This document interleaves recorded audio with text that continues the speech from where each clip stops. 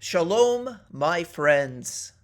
Welcome to another video where we dispel and debunk the cesspool of lies about Jews and Israel that is on TikTok. So let's get right into it. This guy, I think he goes by the name Smitty. He's he's effectively pro-Palestinian, but a little bit more on the Parav side. Tries to have a little bit of a balanced discussion, but clearly has a bias toward the Palestinian side. So I want to explore a conversation that I had with him on a live.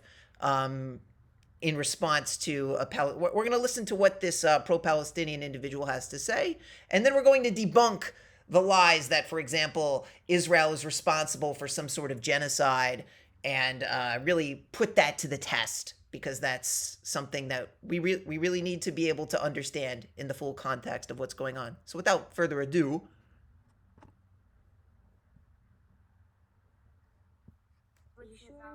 Go ahead. Because if it's okay with Smitty, then it's 100% okay with me, if you remembered it. But anyways, okay. Hi, Smitty. As per usual, good morning. I enjoy your lives and hope you're doing good today. It's a G side. I think at this point there's nothing that can dispute that. I know about. Just to clarify, on TikTok they say G-side instead of genocide so that they don't get banned. So just to explain, they say H group instead of Hamas, right? So anyway, just getting that out of the way. People are trying to Jedi mind trick us into thinking it's not a G-side. And that is every country. Every country that has committed a G-side has always denied the fact that it has committed a G-side. It is literally one of the 10 steps of a G-side, denial, right? It's just, we see it. We see the intent, the G-side intent coming from the politicians, from IDF members. We see countless video after video after video of people being unalived. Our eyes see it. Unalived, another word for killing somebody, but they call it TikTok language. So anyway, just to clarify that. Minds know it, our hearts feel it. It is a G-side. One thing I wanted to say, though, is we are not also focusing on the West Bank. And I know that Gaza is being attacked horrifically, that we cannot even begin to imagine what Gazans are going through. But the West Bank is also being attacked. I have a very, very good friend of mine who is still in the West Bank.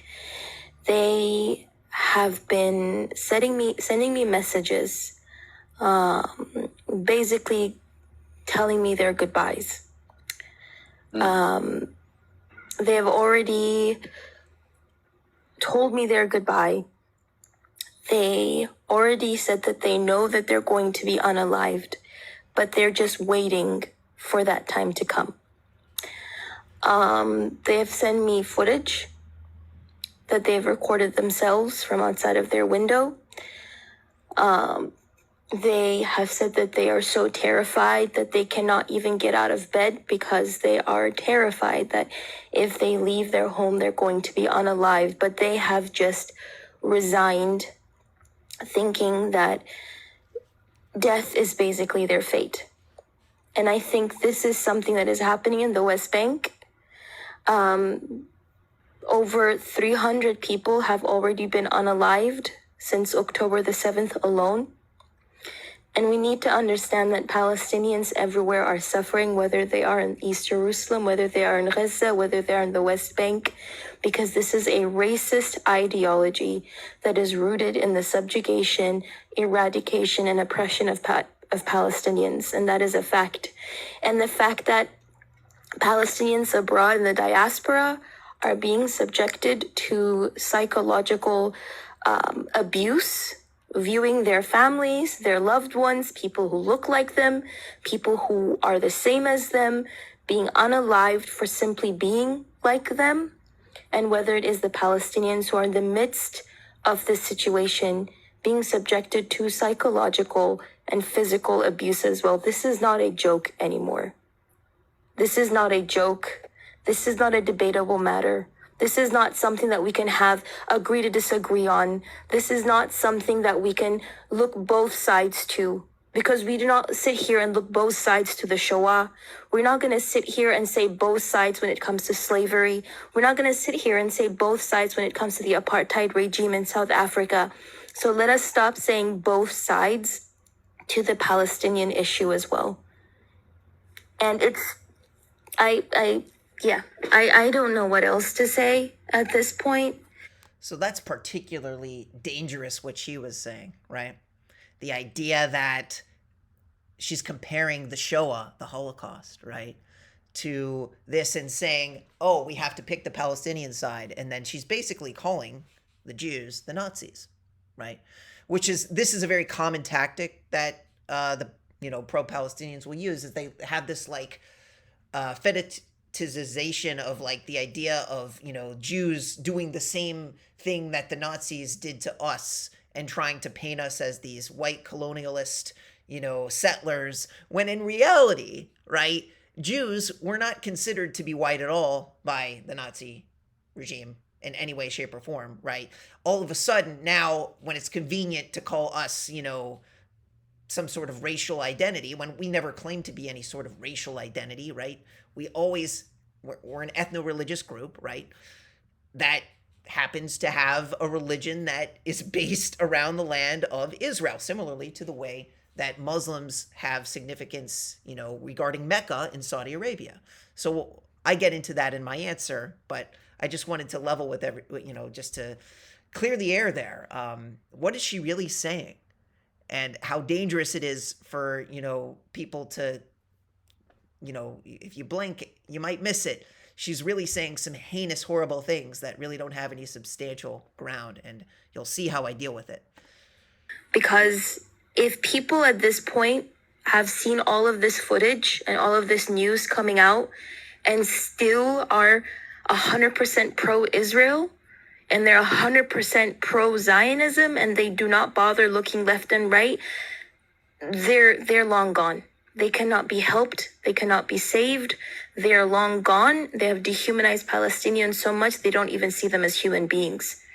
And we should not be wasting our time on them. We should be spending our time and efforts actually actively trying to make an action and change. Okay. All right. Thank you for that. Yehuda, I do want to let you get a final comment in, then I'm going to cycle you. And yeah, can you hear me? Sorry. Oh, okay. Can anybody hear me? Anyway. All right, I have to check something real quick. Go ahead. Yeah. So I wanted to dispel this myth, right, that Jews are some sort of like a racist ideology in Zionism. Once again, I gave the scriptural verses in Zechariah. I did not say Jewish people. Do not put words in my mouth. Jews are not a race. Please let me speak. It's my... So you can see immediately I get interrupted. So just to say, I was clarifying something earlier in the conversation where people were trying to argue that Zionism wasn't synonymous, with the idea of, Judaism, the idea from the biblical concept, right? So I've shown these verses before. It says in Zechariah chapter 8, right? So said the Lord, I will return to Zion. I will dwell in the midst of Jerusalem, and Jerusalem will be called the city of truth, and the mount of the Lord of hosts shall be called the holy mountain. Like, this is showing the intimate connection between what is Zion, what is Jerusalem. They're virtually synonymous, right? I always say, if you want to say, I'm not anti-Jewish, I'm just anti-Zionist, I mean, you might as well, I could just as well use that same rhetoric to say, I'm not anti-Muslim, I'm just anti-Mecca. Just do that in Europe. Why did you have to kick all the Jews out of Saudi Arabia? Which is exactly what Muhammad did, by the way. And I have the scriptural proof from their Quran to prove that, right?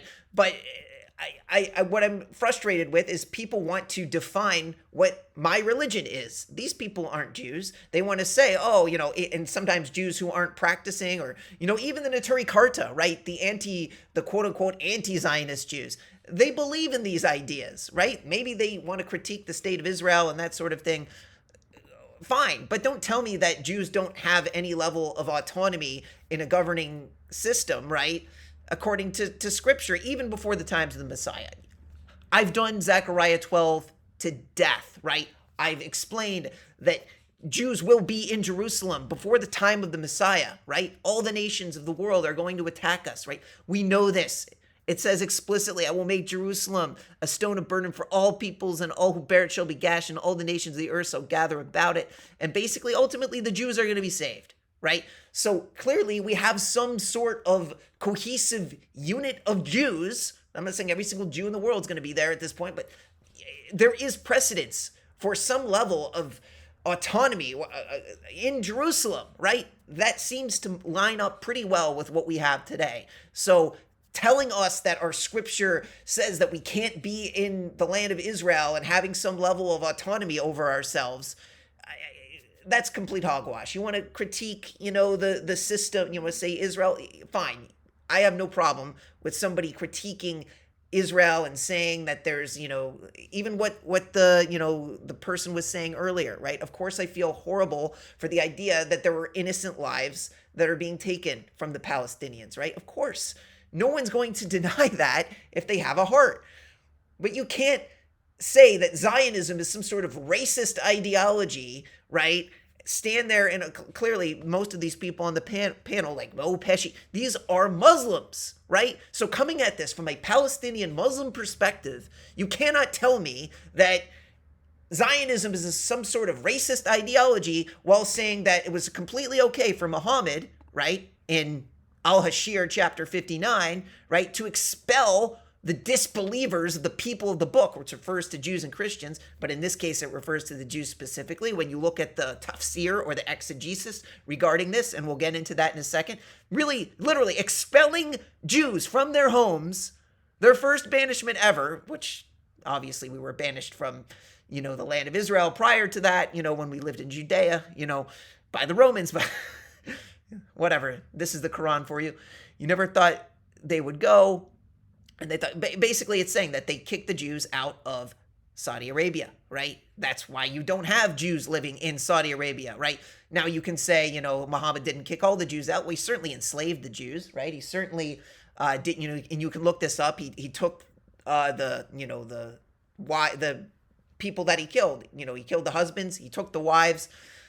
This is just historically what happened, right? And you can read about it in, for example, this is the tafsir on it. It says the exegesis. It literally says regarding that verse 2, right? It says, he who drove out the disbelievers among their people. It says 3 Jewish tribes emigrated to Medina and settled there as a not. So this was particularly with Medina, right? It says some of them collaborated with Meccan polytheists against Muslims. So obviously, you can argue collective punishment here, right? Because clearly the Jews of Saudi Arabia don't live in Saudi Arabia anymore. And I think it's pretty clear why, right? The apartheid state of Saudi Arabia, free Saudi Arabia from Muslim Sharia law, dhimmi, right? We've discussed that, the dhimmi system is an apartheid system. So I'm saying, this is how you deal with this type of rhetoric. When they try to use this reverse Holocaust rhetoric on Jews and say, oh, you're committing a genocide just like the Nazis. You're doing apartheid just like South Africa, right? You're doing these types of things. Use that same, you could argue that Muhammad did collective punishment against the Jews who were living in, let's take their story. Let's take it at face word and say that, okay, so the Jews betrayed Muhammad or some whatever they believe, right? So collective punishment against all the Jews, right? And the proof is in the pudding, right? There aren't any Jews living in Saudi Arabia today. Virtually none, right? Jews, Christians, and Muslims do not live together in harmony in Saudi Arabia, right? Yet in Jerusalem, the apartheid state, according to them, right? Jews, Christians, and Muslims are able to have some level of autonomy and worship in the holiest site in Judaism, that Jews have kept holy since over 1,000 years before Muhammad was even on this earth. So who's really occupying who? Who's the real occupier? Who's the real colonialist, right? That they built Al-Aqsa Mosque right on top of where the Holy Temple used to stand, right? The Muslims literally copied off of the Jews, making Al-Quds, they renamed Jerusalem Al-Quds, and they think that they have some sort of you can't separate religion from this discussion, and a lot of people want to do that. Like, this is the reality. This is the reality. It wasn't before 1948 everything was hunky-dory with the Jews in Muslim countries, right? There were still horrible things that were happening to us, but clearly, you see this situation. The Jews left because they were not living their best life in Muslim lands, contrary to what these individuals would have you believe. But anyway, let's keep watching.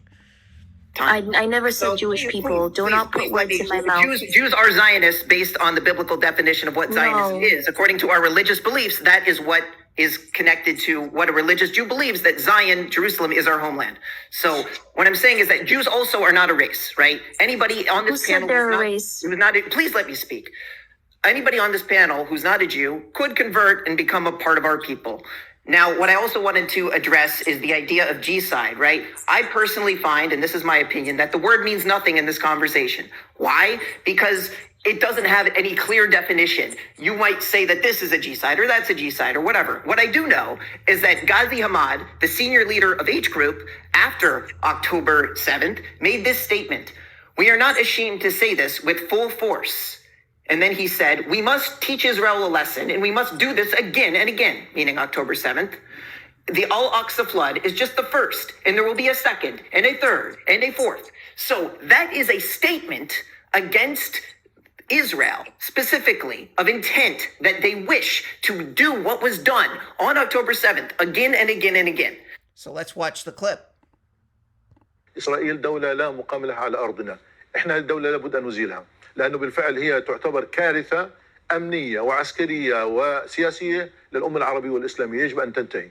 لذلك احنا لا نخجل من نقول ذلك بكل قوة، إنه إسرائيل لازم نأدبها، وحنأدبها مرة ثانية وثالثة، ومش هذا حتكون طوفان الأقصى أول مرة، لا حتكون ثانية وثالثة ورابعة، لأنه احنا لدينا إصرار ولدينا قرار ولدينا إمكانيات أن نقاتل ونحارب، لكن كما قلت لك بدنا ندفع ثمن. نعم احنا مستعدين، معلش. So you see it explicitly. He literally states that they're going to do the Al-Aqsa flood, which was what they were referring to as the operation where they literally killed Jews on October 7th. And they're going to do this again and again and again. 2 months ago, this was said.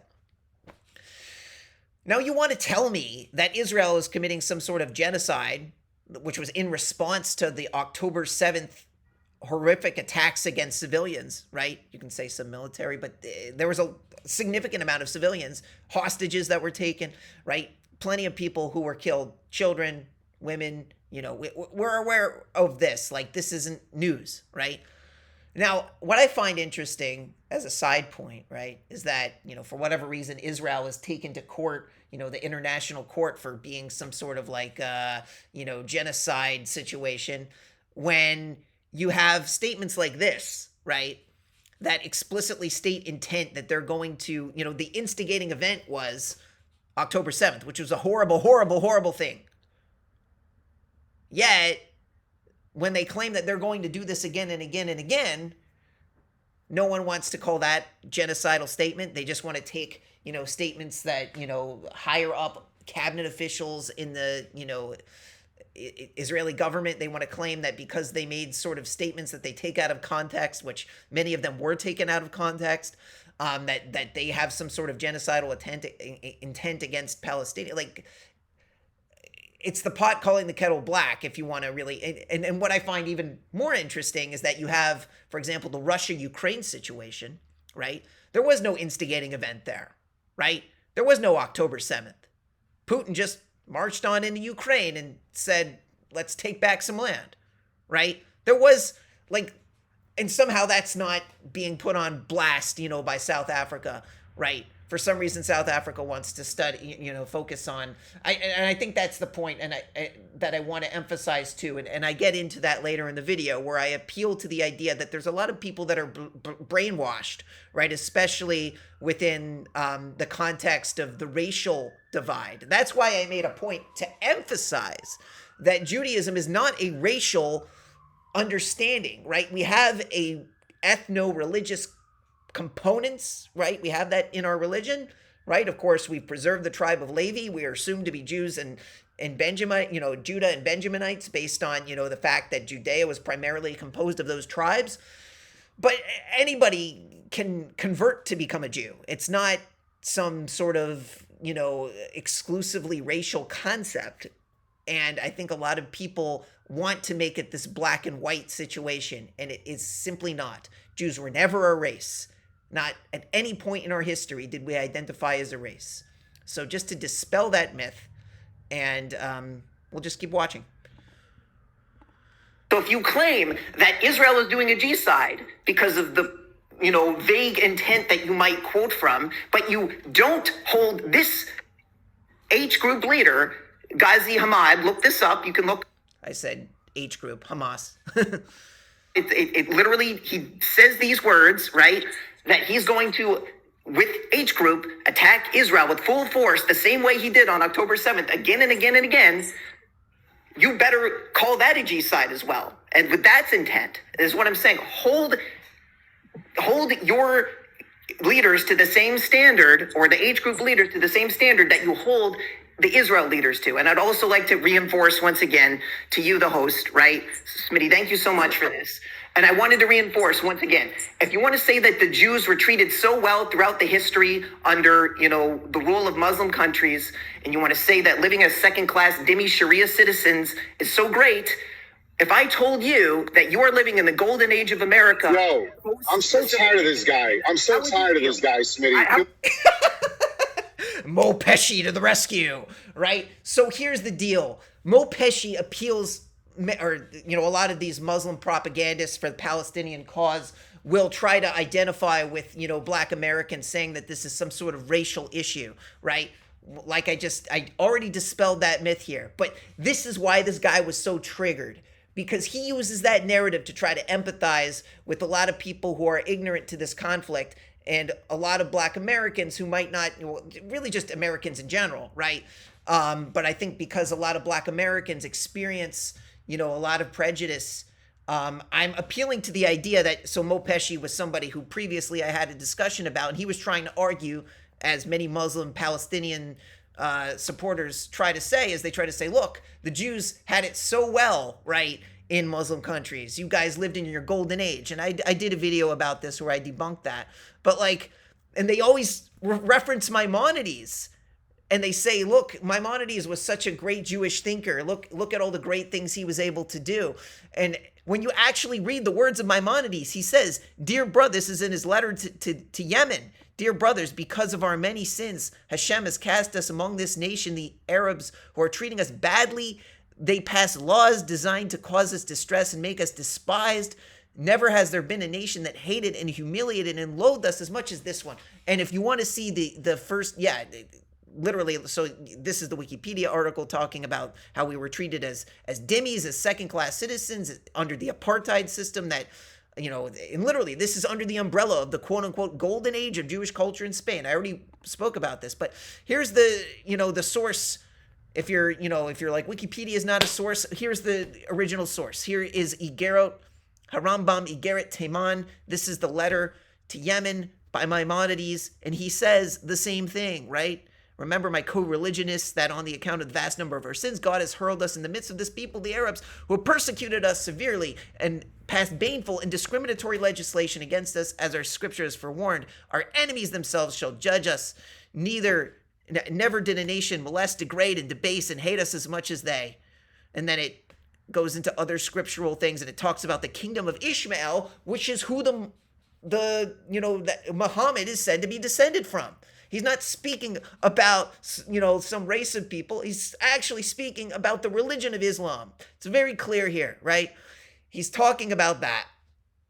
The dhimmi laws, the apartheid that we experienced living under Muslim countries. And that's why this picture is the way that it is. Because when Israel became a thing, we were done with it.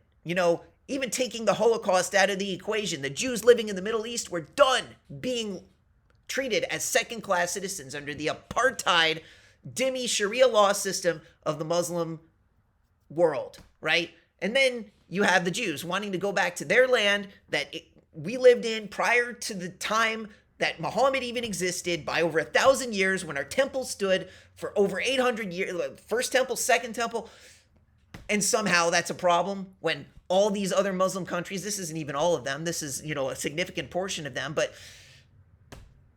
and somehow we're the ones committing apartheid, we're the ones committing genocide? Please, Saudi Arabia would be if you look at the history of Saudi Arabia, Jews used to live there prior to Muhammad.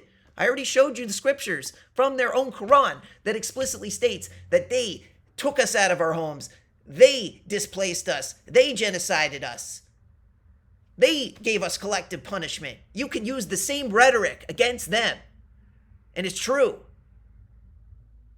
You see the game they're trying to play? They just get off on trying to make us look like we're doing the Holocaust to other people, when in reality, we're just going back to our homeland. We're just doing what we're doing.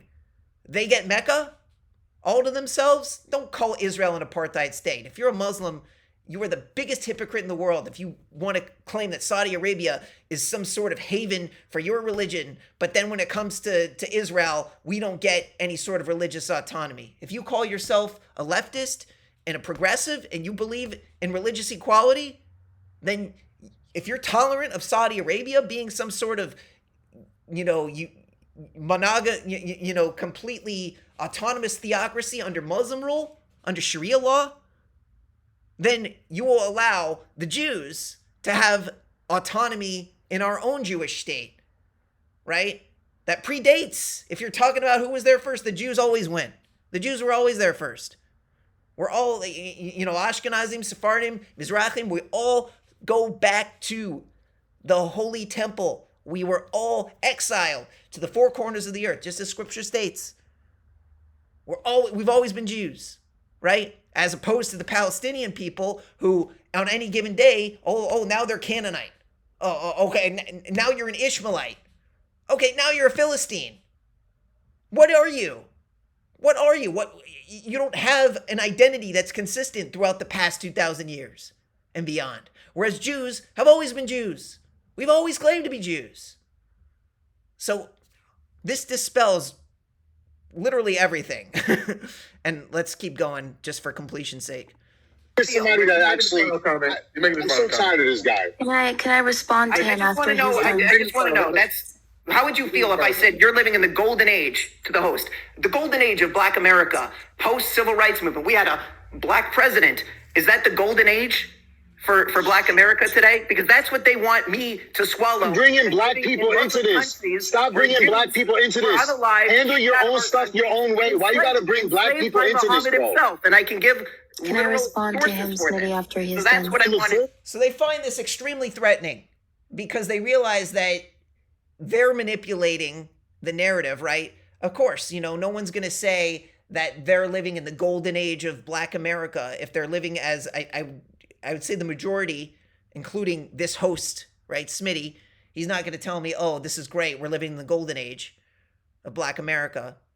Like, think about what Muslims are trying to get Jews to swallow. Oh, we welcomed you back to Israel. Yeah, after you literally built a mosque on top of our holy temple, right, where it used to stand as like a humiliating gesture, and then you literally kicked us out of the land. Muhammad, who kicked us out of the land of Saudi Arabia, which we literally read about in their tafsir, in their Quran, and al-Hashir 59, 2-3, right?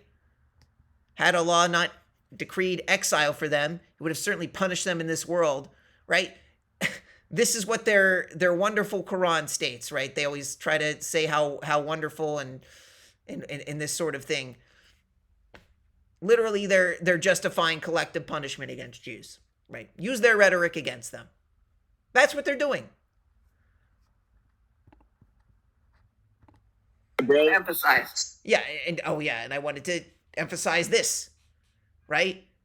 The same people who, like, imagine if I said to the host, right? This is the point I was trying to drive home.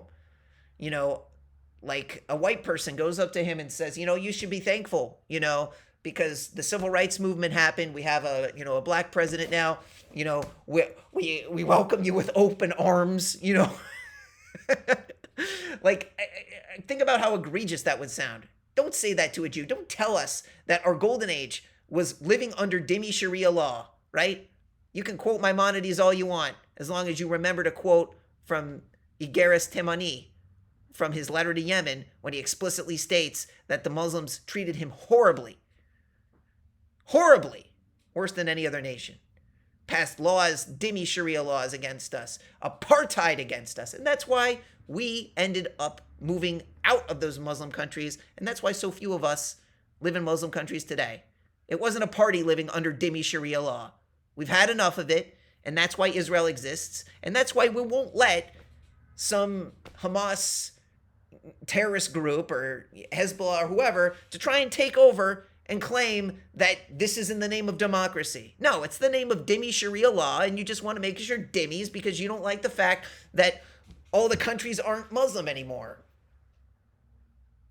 The Jews were there first. Even under Israel's situation today, it's more of a democracy than you could ever imagine any other Muslim country trying to be, right? Because all your Muslim countries are they're all homogenous Muslim countries, right? With Christians sprinkled in every, a little bit, or maybe like a couple Jews in certain countries, insignificant numbers. Maybe in Iraq there's some, but there's always a story. There's always a reason, and it's not a pretty story. And we just got to emphasize this so that these lies stop being spread. No, we don't tolerate this shit, with that. Come on. Thank you for your time. Right. Thank you. No, Right, don't drop, you. Yehuda. Don't drop. Can I respond to him, please, Smitty? Oh, Actually, Kobe, can I go? I gave my spot up to Smitty, to Ronnie. I let everybody go. I just want to say something. Yeah, I'm so sorry. I want to say this real quick. I really don't like having conversations with people like Yehuda because I spend more time and energy trying to correct and dispel their xenophobic and Islamophobic and hateful rhetoric than actually having a true conversation with people. And with all due respect, I want to echo what Kobe said. We need to be spending our energies on where we can actually have fruitful, meaningful, and beneficial conversations that benefit the people of Gaza. Trying to dispel and constantly educate and re-educate and go against people like Yehuda and people that think and believe like Yehuda, with all due respect, is like me trying to talk to David Duke about, why Black Lives Matter. I'm not going to talk to David Duke about why Black Lives Matter. Why am I engaging with a person like that? What I really wanted to engage with is what Wally said. And with all due respect to Wally, I heard a lot of what he, talks about. He's been on some platforms. He's a great speaker, but he says something that really, I think, is very disingenuous and hurtful to the people of Gaza categorically, as well as Hamas, the organization, with all due respect. They're not stupid people with anger issues. Hey, that's not what they are. They are the walking dead that you talked about when you talked about the West Bank. And so this guy is a Hamas sympathizer. Like, that should say it all for you, right? He doesn't want to talk to somebody that is speaking truth about his religious beliefs, speaking truth about his hypocrisy, about putting Israel under the microscope, right? Saying that they did some sort of genocide when you look at any other history of a country, like what Israel is doing is pale in comparison, especially when Israel, the Jews have been persecuted under Muslims for, over 1,000 years, right? All they want to talk about is 1948.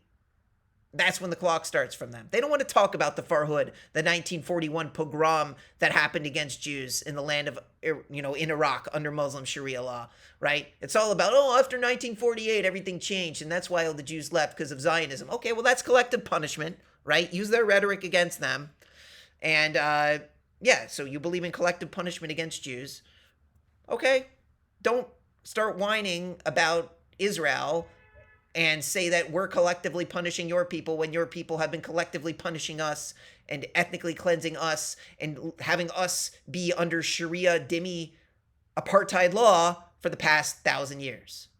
Where we're turning back to our homeland of Israel, which predated your Muslim religion by over 1,000 years, in our holy temple, where we were exiled from, and despite your efforts to kick us out of Saudi Arabia and treat us as second-class citizens in other Muslim countries, we have decided to go back to our holy land and live amongst the Arab nations who, literally looking at this map, this should tell everything, right? If you believe in any sort of religious equality, then you will acknowledge Israel's right to exist as an independent nation. And you won't fetch and whine when Jews are protecting ourselves from our oppressors, because we've lived as dhimmis long enough. We've lived as apartheid citizens long enough in Muslim lands, and we're going to, like I said, if you get anything from this, if you're going to call an you're going to say like, I'm not anti-Jewish, I'm anti-Zionist. That's basically like saying, I'm not anti-Muslim, I'm just anti-Mecca, right? Why can't you just do it in Europe? I really think that sums it up really well. And I hope that this video has been a blessing to you. Hopefully this will give you a way to, explain, look, the word genocide means nothing in this conversation if you're going to, pretend like it has nothing to do with any sort of numerical value and it just is dependent on intent. Ghazi Hamad, he's your man, right? He threatened to do October 7th over and over and over again. Oh, so he's not genocidal, but somehow Netanyahu and all these people are genocidal. Like, it's literally the most laughable thing when you think about the double standards that they have. I hope this video has been a blessing to you. Shalom Aleichem.